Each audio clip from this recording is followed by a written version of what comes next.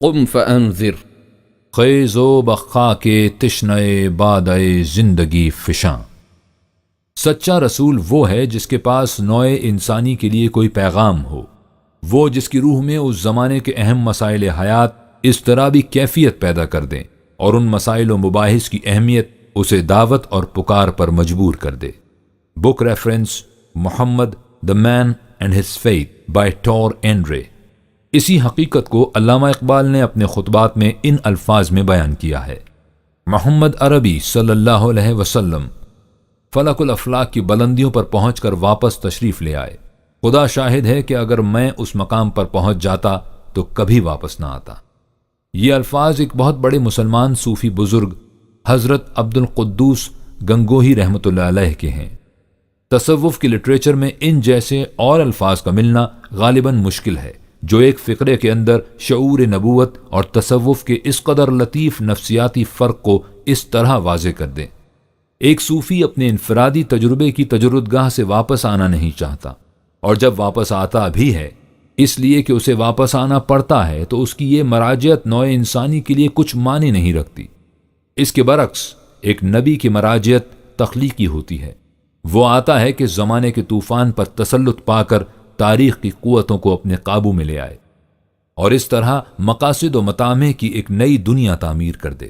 ایک صوفی کے لیے اس کے انفرادی تجربے کی تجردگاہ آخری مقام ہوتی ہے، لیکن ایک رسول کے دل میں اس سے زلزلہ انگیز نفسی قوتیں بیدار ہو جاتی ہیں جن کا مقصد یہ ہوتا ہے کہ تمام دنیا انسانیت میں ایک انقلاب پیدا کر دیں۔ یہ آرزو کہ جو کچھ اس کی آنکھ نے دیکھا ہے ایک جیتی جاگتی دنیا کے پیکر میں متشکل ہو جائے، نبی کے دل میں پیش ہوتی ہے۔ اسی لیے ایک صاحب وحی کے تجربے کی قدر و قیمت جانچنے کا ایک طریقہ یہ بھی ہے کہ دیکھا جائے کہ اس نے انسانیت کو جس قالب میں ڈھالا ہے وہ کیسا ہے، اور اس کے پیغام کی روح سے جس قسم کی دنیا ثقافت ابھر کر سامنے آ گئی ہے وہ کس انداز کی ہے۔ عظیم و شان فریضہ۔ وحی ملنے کے بعد آپ صلی اللہ علیہ وسلم پر انسانی دنیا میں انقلاب پیدا کرنے کا عظیم فریضہ عائد ہو گیا۔ چنانچہ ندائے خداوندی نے آپ صلی اللہ علیہ وسلم کو پکارا اور کہا، یا ایھا المدثر قم فانذر وربک فکبر۔ اے وہ جس کے ذمے دنیا کو سنوارنے اور جہان نو پیدا کرنے کا فریضہ عائد کیا گیا ہے، اٹھ اور نوع انسان کو غلط راستے پر چلنے کے تباہ کن نتائج سے آگاہ کر دے، اور اس حقیقت کا اعلان کر دے کہ کبریائی صرف خدا کے لیے ہے۔ قم، اٹھ کہ تیرے قیام میں نوع انسانی کا قیام مضمر ہے، اور قیام انسانیت ہی تخلیق کائنات کا مقصد ہے۔ انسانوں کی پوری بستی پر موت کی سی افسردگی طاری ہو چکی ہے، دنیا میں زندگی کی کوئی رمق کہیں دکھائی نہیں دیتی۔ اٹھ اور خون رگ کائنات میں تموج پیدا کر دے۔ خیز و بخا کے تشنئے بادائے زندگی فشاں۔ انقلاب۔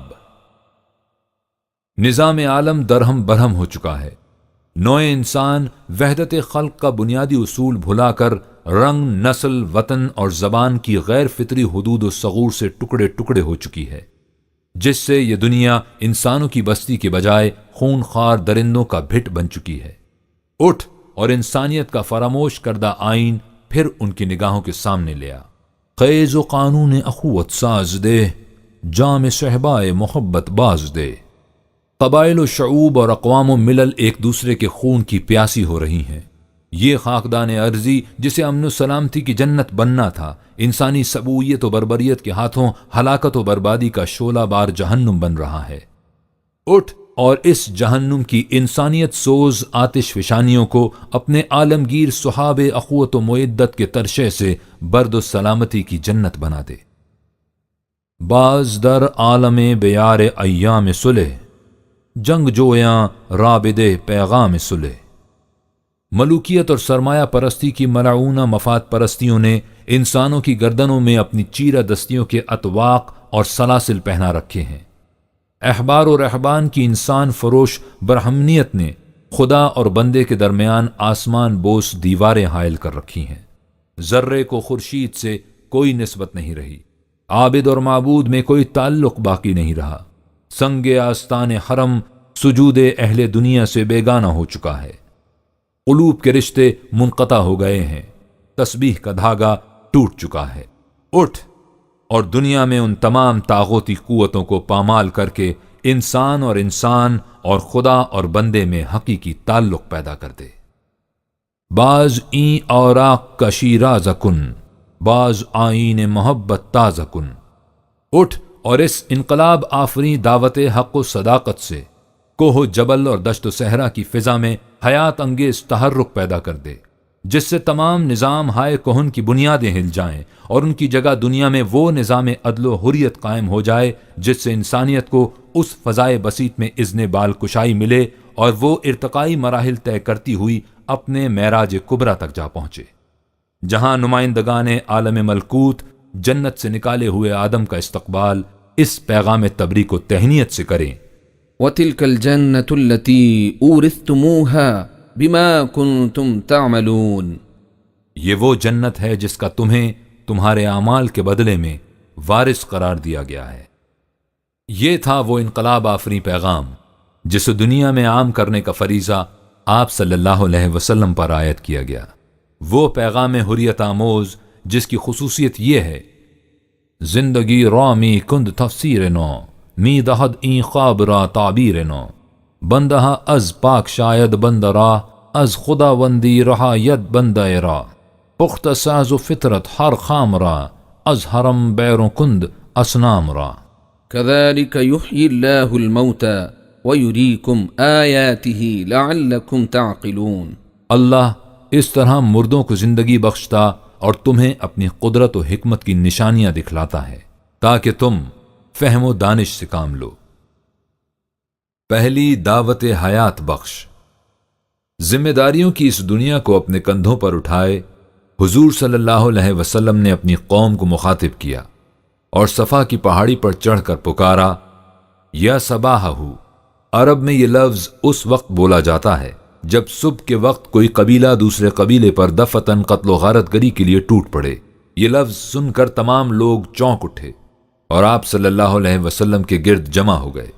آپ صلی اللہ علیہ وسلم نے فرمایا کہ یا معشر قریش، اگر میں یہ کہوں کہ اس پہاڑ کے دامن سے ایک فوج نکلا چاہتی ہے تو تم کیا میری اس بات کو سچ مانو گے؟ انہوں نے بیک زبان کہا کہ ہم نے آج تک کبھی کوئی غلط بات تمہاری زبان سے نہیں سنی، ہم یقین کرتے ہیں کہ تو صادق اور امین ہے، اس لیے تمہاری بات کو ضرور سچ مانیں گے۔ اس پر آپ صلی اللہ علیہ وسلم نے فرمایا، میں تمہیں آگاہ کرتا ہوں کہ تمہاری موجودہ روش زندگی سے تم پر ایک سخت تباہی آنے والی ہے جسے یوں سمجھو کہ تمہارے سر پر کھڑی ہے۔ اس پر ابو لہب نے نہایت استخفاف سے کہا کہ کیا ہم سب کو اسی لیے جمع کیا تھا؟ یہ کہہ کر وہ چلا آیا اور اس کے ساتھ دوسرے لوگ بھی چلے گئے۔ یہ قریش کی طرف ایک عمومی دعوت تھی۔ مقام نبوت کی وضاحت۔ ذرا اس دعوت کے انداز پر غور فرمائیے اور دیکھیے کہ نبی اکرم صلی اللہ علیہ وسلم نے مقام نبوت کی وضاحت کیسے دلنشین انداز سے فرمائی ہے۔ نبی کے معنی ہے مقام بلند پر کھڑا ہونے والا۔ آپ صلی اللہ علیہ وسلم صفا کی چوٹی پر کھڑے ہیں، جہاں سے آپ صلی اللہ علیہ وسلم پہاڑ کے دونوں جانب دیکھ سکتے ہیں۔ مخاطبین پہاڑ کے دامن میں ہیں، جہاں وہ صرف پہاڑ کے ایک جانب دیکھ سکتے ہیں۔ لہٰذا جو شخص ایسے مقام پر کھڑا ہو جہاں سے پہاڑ کی دوسری سمت بھی نظر آ رہی ہو، وہ دوسری طرف کے ماجریات و واقعات کو آنکھوں دیکھ کر بتا سکتا ہے، اور اگر مخاطبین کو اس کی صداقت پر ایمان ہے تو اس کی کسی بات پہ شبہ نہیں ہو سکتا۔ نبی بھی خدا کی طرف سے ایک ایسے مقام بلند پر فائز ہوتا ہے جہاں وہ وحی خداوندی کی روشنی میں انسانی اعمال کے حال یعنی پریزنٹ کے ساتھ ساتھ ان کا مستقبل یعنی فیوچر بھی دیکھ سکتا ہے۔ یہ تھی اس دعوت انقلاب کی ابتدا، یہ تھی وہ آسمانی آواز جسے سننے کے لیے فضائے عالم ایک مدت سے گوش بر آواز تھی۔ دعوت کا جواب۔ لوگوں نے اس دعوت کو سنا اور استخفاف کی ہنسی سے اس کا استقبال کر کے واپس چلے گئے، لیکن کیا اس سے یہ داعی انقلاب صلی اللہ علیہ وسلم اپنی ذمہ داریوں سے عہدہ برا ہو گیا؟ کیا اس نے یہ کہہ کر اپنے آپ کو مطمئن کر لیا کہ میرے ذمے جو فریضہ تھا وہ ادا ہو گیا، اب اس سے زیادہ میں کیا کر سکتا ہوں؟ ایسا کس طرح سے ہو سکتا تھا؟ آپ صلی اللہ علیہ وسلم کے ذمے تو اس پیغام کو عملی طور پر متشکل کرنا تھا، اور اس کی تشکیل و تعمیر ناممکن تھی جب تک تمام سرکش قوتوں کو مغلوب نہ کر لیا جائے۔ اس لیے اس دائی انقلاب التحیات والسلام کے فریضہ زندگی کو یہیں ختم نہیں ہو جانا چاہیے تھا۔ یہ تو اس کی ابتدا تھی۔ پہلی دعوت عمومی تھی، اس کے بعد یہ سلسلہ دعوت و تبلیغ ایک نظام کی شکل میں آگے بڑھنا شروع ہوا۔ اس کی ابتدا آپ صلی اللہ علیہ وسلم نے خود اپنے اہل خاندان سے کی۔ چنانچہ جب آپ صلی اللہ علیہ وسلم کو حکم ملا کہ وَأَنذِرْ عَشِيرَتَكَ الْأَقْرَبِينَ، اور اے پیغمبر اپنے قریبی رشتہ داروں کو غلط روش زندگی کے تباہ کن نتائج سے آگاہ کر دے، اہل خاندان کو دعوت، تو آپ صلی اللہ علیہ وسلم نے تمام بنو ہاشم کو کھانے پر بلایا اور ان سے کہا کہ میں وہ چیز لے کر آیا ہوں جو دین اور دنیا دونوں کی کفیل ہے، اس بارے گراں کو اٹھانے میں کون میرا ساتھ دے گا؟ خاندان کے بڑے سن رہے تھے اور محو حیرت تھے کہ ہماری گود کا کھلایا ہوا بچہ ہمیں کیا باتیں سنا رہا ہے۔ جب آپ صلی اللہ علیہ وسلم نے اپنے چچا ابو طالب سے کہا کہ اپنے 13 سالہ بیٹے حضرت علی رضی اللہ تعالیٰ عنہ کی بات مانا کرو اور جو کچھ وہ کہا کرے اسے بغور سنا کرو، تو تمام مجمع کھلکھلا کر ہنسا اور ابو طالب سے تمسخر کرنے لگا کہ لو، آج سے بیٹے کا حکم مانا کرو۔ انہیں کیا علم کہ جس بات کو ماننے کے لیے کہا گیا تھا اس میں بیٹے اور باپ کے رشتے کا کوئی تعلق نہیں تھا، وہ تو کلمہ حق و صداقت کے سامنے جھک جانے کا مطالبہ تھا۔ یہ کلمہ صداقت بیٹے کی زبان سے نکلے تو باپ اس کے سامنے جھک جائے، اور باپ کی زبان سے نکلے تو بیٹا جھک جائے۔ لیکن ابھی یہ بات ان لوگوں کی سمجھ میں نہیں آ سکتی تھی جنہوں نے سن رکھا تھا کہ باپ کی اطاعت بیٹے پر بہرحال لازم ہے۔ اہل مکہ کو دعوت۔ سورہ قصص میں ہے کہ رسول کو ملک کے دارالخلافے میں مبعوث کیا جاتا ہے، اس لیے کہ وہ تمام آبادی کا مرکز اور ان کے افکار و اعمال کا منبع ہوتا ہے۔ حضور صلی اللہ علیہ وسلم کی بعثت مقدسہ مکہ میں ہوئی، جو نہ صرف حجاز کی اجتماعی زندگی کا مرکز تھا بلکہ تمام عرب کی عقیدت مندیوں کا قبلہ تھا، اور اپنی اولیت اور اہمیت کی بنا پر ام القریٰ یعنی بستیوں کی ماں کہلاتا تھا۔ اب اس صدائے حق و صداقت کو اپنے خاندان سے آگے بڑھ کر ام القریٰ اور اس کے گرد و پیش تک پہنچانے کا حکم ہوا۔ وَهَذَا كِتَابٌ أَنزَلْنَاهُ مُبَارَكٌ مُصَدِّقُ الَّذِي بَيْنَ يَدَيْهِ وَلِتُنذِرَ أُمَّ الْقُرَىٰ وَمَنْ حَوْلَهَا۔ اور دیکھو، یہ کتاب قرآن ہے جسے ہم نے تورات کی طرح نازل کیا، یہ بڑی بابرکت ہے، اور جو تعلیم اس سے پہلے انبیاء کرام کو دی گئی تھی اسے سچا کر دکھانے والی ہے۔ مقصد اس سے یہ ہے کہ تم اس کے ذریعے شہر مکہ کے باشندوں کو اور ان لوگوں کو جو اس کے گرد و نواح میں بستے ہیں ان کی غلط روش کے تباہ کن نتائج سے آگاہ کر دو۔ اس وقت اس انقلابی جماعت، اس حزب اللہ کی تعداد قریب 40 تک پہنچ چکی تھی۔ آج اس دور میں جبکہ جماعتوں کی کثرت و قلت کا معیار صرف سروں کی گنتی رہ گیا ہے، 40 نفوس پر مشتمل جماعت کو شاید جماعت کے نام سے موسوم بھی نہ کیا جائے۔ لیکن ہمیں کیا معلوم کہ ان 40 مقدس پیکروں کے سینے میں جو قلوب متحرک تھے ان کی دھڑکنوں میں کتنی قیامتیں چھپی ہوئی تھیں۔ آج جماعت کی قوت کے پیمانے ہاتھوں کا شمار ہیں، اس وقت قوتوں کا مقیاس ایمان کی حرارت تھی، اور ایمان کی قوت ایسی کوہ شکن اور خارہ شگاف ہوتی ہے کہ دنیا کی بڑی سے بڑی طاقت بھی اس کے سامنے ٹھہر نہیں سکتی۔ جب اس انگارہ خاکی میں ہوتا ہے یقین پیدا، تو کر لیتا ہے یہ بالو پرے روح الامی پیدا۔ سب سے پہلی شہادت۔ آپ صلی اللہ علیہ وسلم نے اب خاص حرم کعبہ میں پہنچ کر توحید کا اعلان کر دیا۔ مخالفین کے نزدیک یہ حرم کی سب سے بڑی بے حرمتی تھی، یہ ان کی حمیت و غیرت کے خلاف سب سے بڑا اعلان جنگ تھا۔ چاروں طرف سے لوگ اس جماعت پر ٹوٹ پڑے۔ حضور صلی اللہ علیہ وسلم کے ربیب حارث ابن ابی حالہ یہ خبر سن کر اپنے گھر سے دوڑے دوڑے آئے کہ آپ صلی اللہ علیہ وسلم کو بچا لیں، لیکن وہ مخالفین کے ہجوم میں گھر گئے اور شہید ہو گئے۔ اعلی کلمت الحق کے سلسلے میں یہ خون کے پہلے قطرے تھے جن سے یہ زمین رش کے صد آسمان بن گئی۔ ایسے مقدس خون کے لیے حرم کی سرزمین سے زیادہ اور کون سا مقام موزوں ہو سکتا تھا؟ شجر اسلام کو اسی خون کے قطرات کی آبیاری کی ضرورت تھی۔ ملت کی سرخروئی اسی خون کی رنگینی کی دست نگر تھی۔ دنیا میں کون سا انقلاب ہے جس کی کامیابی کی داستانیں خونی حروف سے نہیں لکھی گئیں؟ کون سی تحریک ہے جو شمشیر و سنا کے سایوں میں پروان نہیں چڑھی؟ حق و باطل کی کون سی آویزش ہے جس کے فیصلے قتل گاہوں میں نہیں ہوئے؟ صدق و عدل کی کون سی آواز ہے جسے دبانے کے لیے ابلیسی نظام استبداد نے دار و رسن سے گریز کیا ہے؟ ازل سے یہی ہوتا آیا ہے اور ابد تک یہی ہوتا رہے گا۔ ستیزہ کار رہا ہے ازل سے تا امروز، چراغ مصطفی سے شرار بولہبی۔ اہل عرب کی طرف اہل مکہ کے بعد اس دعوت کو تمام قوم تک پہنچایا گیا۔ كذلك أرسلناك في أمة قد خلت من قبلها لتتلو عليهم الذي أوحينا إليك وهم يكفرون بالرحمن قل هو ربي لا إله إلا هو عليه توكلت وإليه متاب۔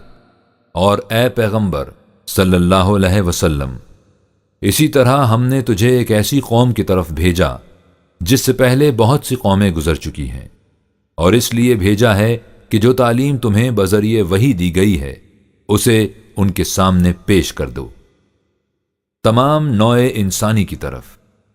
اس سے پہلے وحی کی تعلیم خاص قبیلوں اور خاص قوموں تک محدود رہتی تھی، لیکن جو تعلیم خدا کے اس آخری رسول صلی اللہ علیہ وسلم کے ذریعے دی گئی تھی اس کی مخاطب تمام نوع انسانی تھی، یعنی یہ تعلیم زمان کی حدود سے ناآشنا اور مکان کی قیود سے بے نیاز تھی۔ اسے عالمگیر انسانیت کا ضابطۂ زندگی بننا تھا اور قیامت تک آنے والے انسانوں کی رہنمائی کا فریضہ ادا کرنا تھا۔ اس فریضے کی ادائیگی کے سلسلے میں فرمایا کہ قل يا أيها الناس إني رسول الله إليكم جميعا الذي له ملك السماوات والأرض۔ اے پیغمبر صلی اللہ علیہ وسلم، تم عالمگیر انسانیت کو مخاطب کر کے کہہ دو کہ میں تم سب کی طرف خدا کا بھیجا ہوا رسول ہوں، اس خدا کا بھیجا ہوا رسول جس کا اقتدار تمام کائنات میں کار فرما ہے، اور چونکہ انسان بھی کائنات ہی کے ایک گوشے کا مکین ہے اس لیے اس کی دنیا میں بھی اقتدار و اختیار خدا ہی کا ہونا چاہیے۔ یہ تھی وہ انقلاب انگیز دعوت جس کا مرکز مکہ بنا اور جس کا محیط تمام قرۂ ارض کو بننا تھا۔